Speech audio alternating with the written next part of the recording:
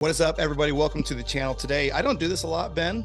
Usually it's just kind of me talking to the camera, sharing information, but I've been a big fan of yours for a long time. And so I reached out to you and you were cool enough to, respond and say, yeah, I'd love to come on the channel. So Ben Heath, the man who needs no introduction. If you're in the Facebook world, you should know Ben Heath. His face should be popping up all over the place. He's got a YouTube channel with now over 200,000 subscribers. So Ben, I appreciate you coming down to the depths of, the beginner YouTubers and being on the channel. Thanks for coming, buddy. Oh, thank you very much for having me. And yeah, your words are too kind. I never get recognized walking down the street, let's say. I've not achieved any sort of notoriety yet. Maybe a few people that are into Facebook ads know about me, but that's about it. Well, into Facebook ads, that is a narrow category. I myself in the group of Facebook ad lovers, so we're going to talk about that today. But we were getting to know each other before this. You're a wealth of knowledge. You've got a ton of experience, and I think the thing that I would like to maybe start with just a little bit of your background, and for the viewers. Ben and I got to talking before, and I really wanted to bring some value to you guys as you build your businesses, as you think about, hey, I'm here today, but where do I want to be a year, 2, 4, 10 years from now? What can I do? And Ben's had obviously his results today are a result of making the right decisions. So I want to talk about what brought you into the space, and then just describe to me your first year and some of the decisions you made to build your current channel and agency. Yeah, so what got me into digital marketing in the first place was before I went to university, I was working in a shop, like a lot of people do, earn some money. And the owner of the shop, he would sell all sorts of things online. Now, this would have been 2010, so this is a while ago. And he was selling things on Amazon, selling things on eBay. He was making money from it. And I just thought that was the coolest thing I'd ever seen. Like, what? I wouldn't have to work in this shop and deal with these angry customers. I could just sell stuff online instead. That sounds great. So that was like just before I went to uni, like in the summer. So I went to university, and I always had these little side businesses trying to sell various things online. And I quickly realized that just because you have a product doesn't mean it's going to sell. You actually need to know how to market it. So like the natural next step was to start learning about how to advertise, how to market. So I remember buying courses from people like Perry Marshall on Google Ads. Yeah. This would be 2011, something like that.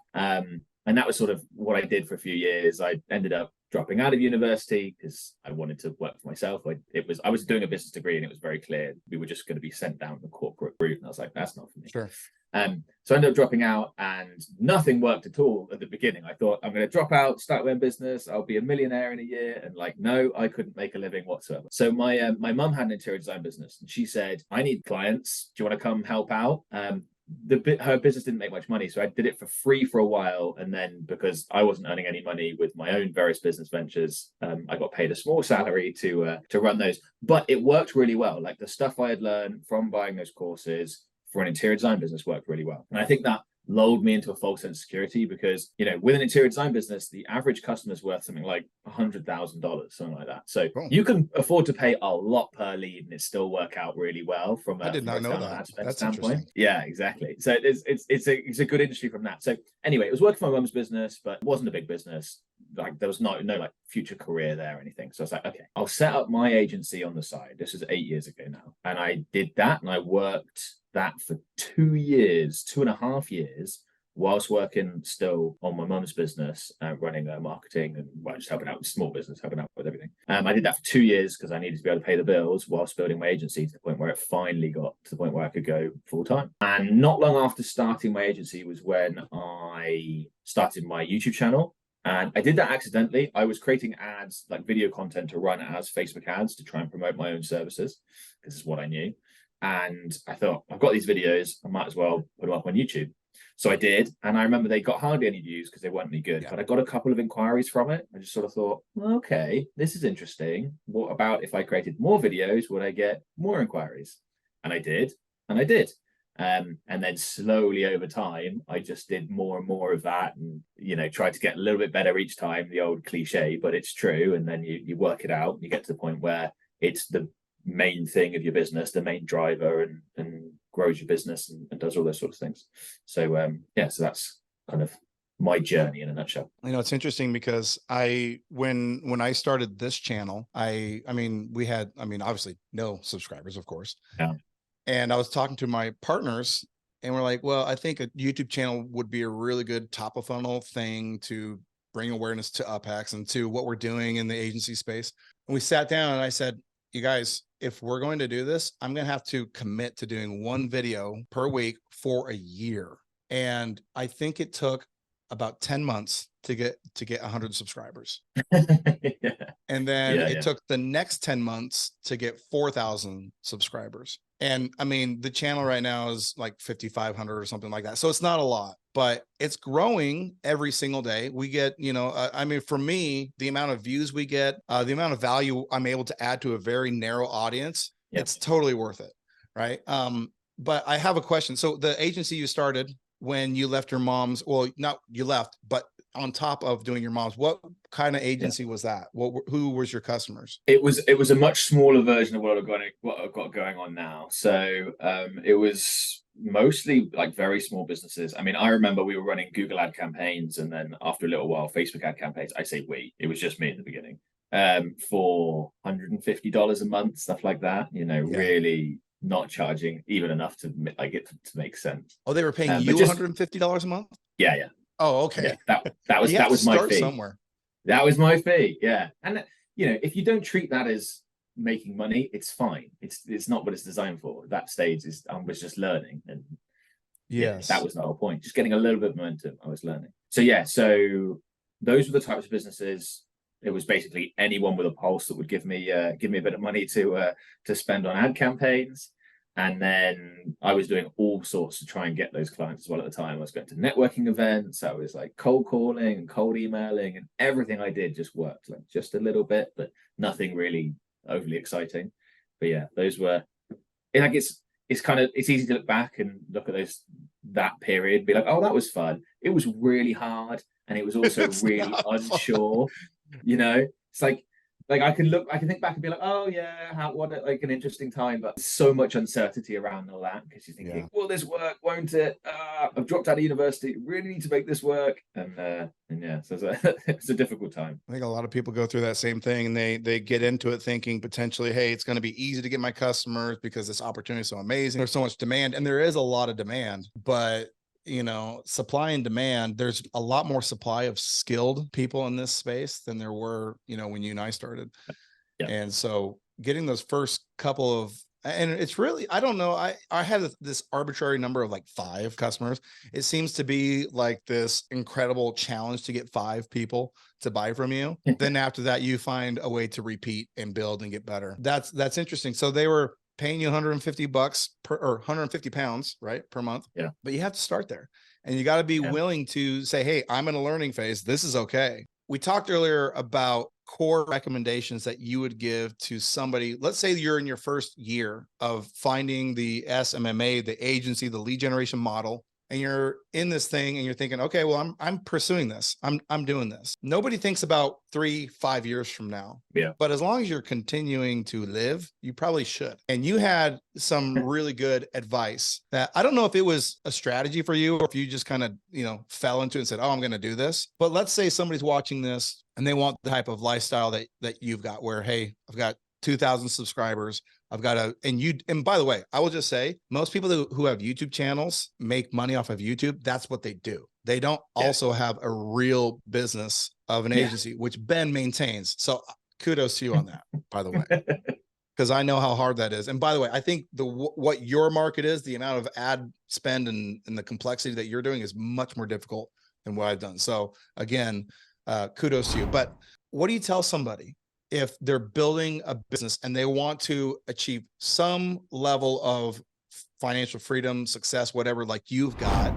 What do you tell them today to work on? So 3 years, 5 years from now, they're on the right path to do that. Yeah, I think it's something I thought about a lot. And I did sort of stumble across this half accidentally and then realized, let's say 2 out of 10 steps down the line of like, oh, I see what's happening here. I can do more of this. I think if you're thinking that longer term, it all comes down to me, in my experience, for a personal brand. Yeah. Now, there's lots of other ways people have had massive success in this space, but what's worked for me is making myself somewhat of a known name in particularly the Facebook ad space. So like I've got 200,000 plus subscribers on YouTube. I've got a Facebook group with more than 200,000 members.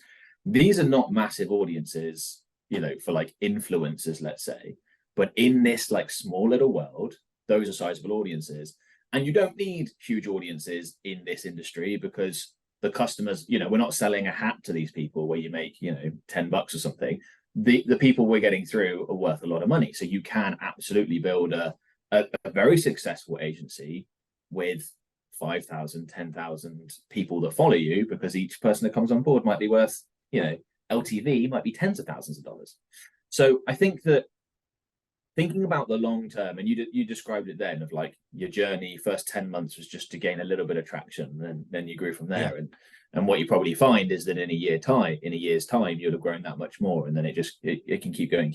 And part of that's you developing skills, but also part of that is just the compounding effect of, okay, I've watched that guy's stuff before, it was really good, I'll check out the next one. These are all obviously signals that get fed into the system that then promote it to other people, and that makes a big difference. So I think in terms of when I think of personal brand, if I'm recommending that to someone, I'd say if people think of you as someone who is a known expert within a space, and there's many different ways of achieving that, you lift yourself above just the swarm of commoditized agencies where someone looking from the outside can't tell any difference between you, someone who's been doing this 2 weeks and has no idea. I think that's what a personal brand brings. Now, I've done that by my main job as an agency owner for at least the last 4 years has been content creation. And I've done that on YouTube, I've done it on Facebook, I've done it on other places, and that's been my main thing. I think that a lot of people look at that and they think it's quite daunting. They're thinking, right, so I've got to create thousands of pieces of content over the next 3-5 years to get anywhere. And I don't think that's true at all. Like my business started to what felt like me take off. Take off was we went from just me and my wife working my business to being able to hire a handful of people. That was taking off. And that happened in the summer of 2019. And I had, I think, 7,000. I was literally looking the other day. I had 7,000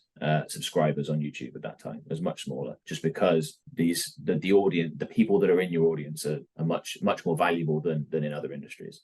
So my recommendation to someone thinking about building a personal brand is just to get really specific with the industry, because in hindsight, I think I made a bit of a mistake going for a topic as broad as like all of Facebook ads.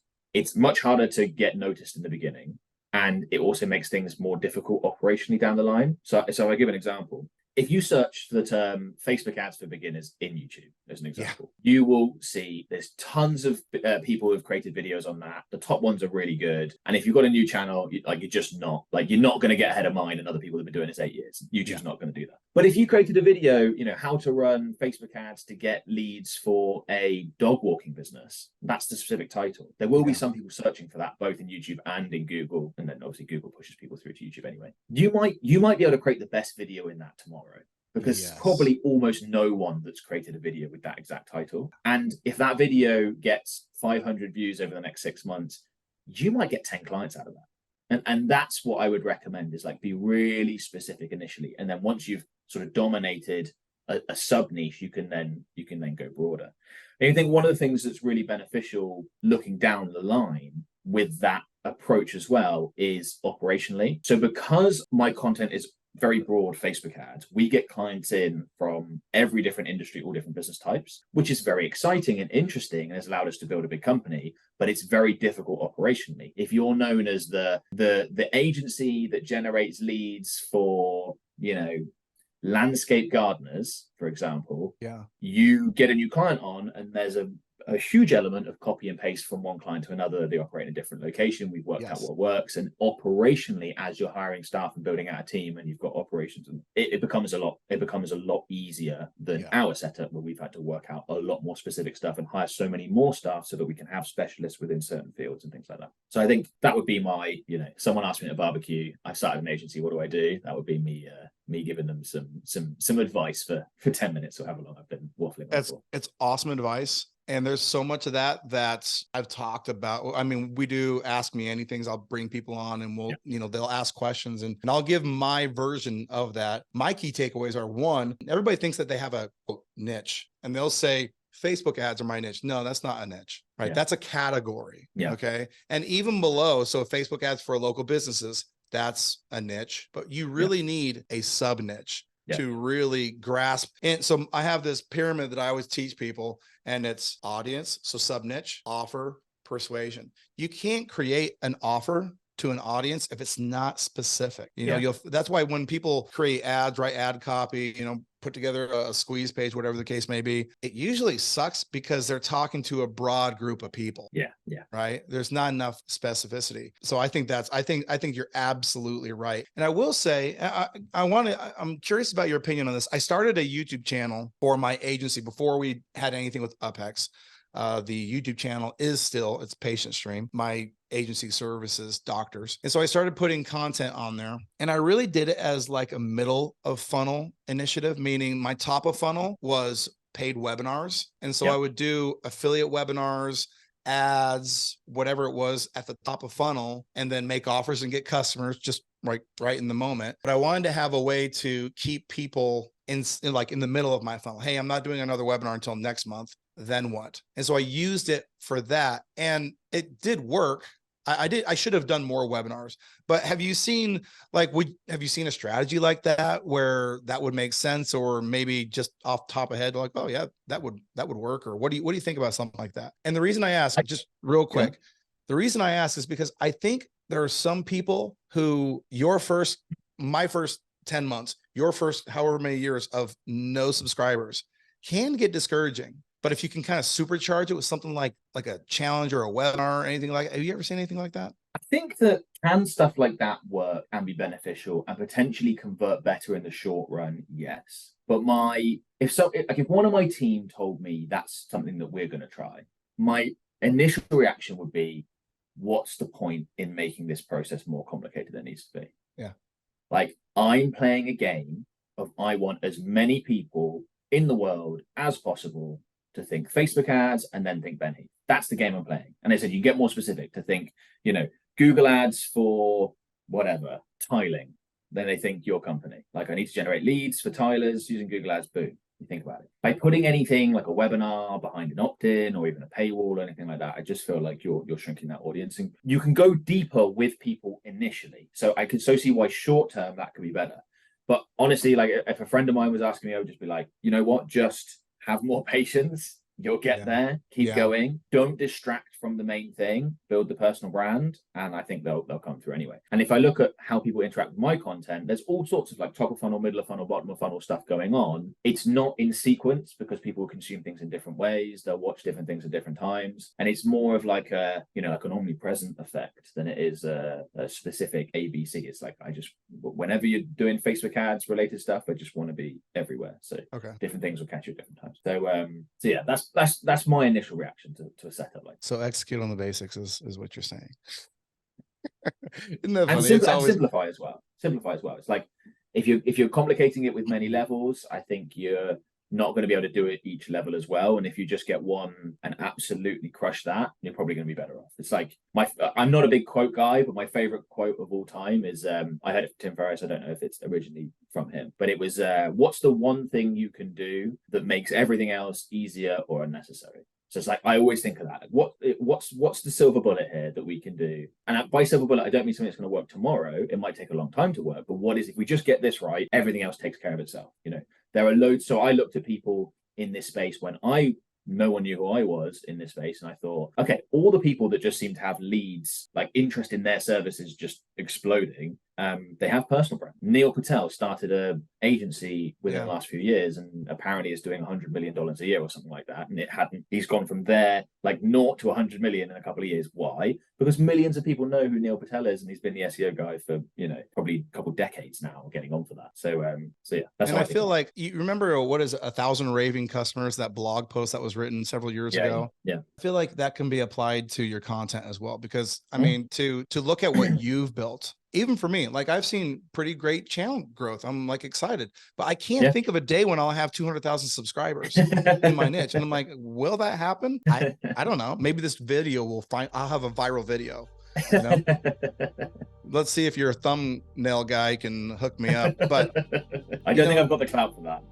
But I think it's like, it's okay if you don't have 200,000 subscribers. If you have 1,000 subscribers in a narrow niche, that is an audience. And I think what you're saying is, even if you just had that juice is worth the squeeze, as we say in the States. Absolutely. I mean, most of your audience is agency owners, right? It's like, I imagine the majority watching will not have 20 clients live right now. Right. There'll be probably a lot of them significantly lower than that. But just think through the maths on, okay, if you did have 20 clients, what would that do? What would that do for your business? Yeah. I don't know what people are charging. Let's say it's $1,000 a month. That's $20,000 a month. It's pretty nice living. You can hire an assistant. You can start to build out a business. You could just sit at that, take whatever you want. So I think that out of those 1,000 people, can you get 20 clients? Like, yes, definitely. Yeah. So yeah, it doesn't need to be massive. And you probably keep them on there too, because they think that you are the authority figure because you're the person out there giving the information. So absolutely, yeah. If they're going, and also if they're thinking, oh, this is the company that generates leads specifically for patio laying companies like mine, that I have a patio laying company, I'm never going to leave this agency because I can't find another one of those. I'm just going to get a generic business. So I've got to stay with them because they do exactly the service that my patio laying business, or whatever example you want, is after. I couldn't agree more. Ben, thanks for coming on with me, man. I really appreciate it. And you've got a great channel. You've got a channel on both Facebook ads and Google ads. I nerd out on Facebook ads. UpHex is launching Google ads in October. And so I'll probably go brush up on your AdWords channel and get my technical chops up to par. So thanks for coming, man. You guys go check out his channel. I'll tag in the comments below, in the description below. And thanks, Ben. Thanks for coming. Yeah, thanks for having me on. I could chat about this stuff all day long. So good to talk, and hopefully someone hears a little something and it goes, like I heard that Tim Ferriss quote, maybe it goes, okay, I'm going to do this in the next few years. That'd be nice. Love it. All right, man. Thanks.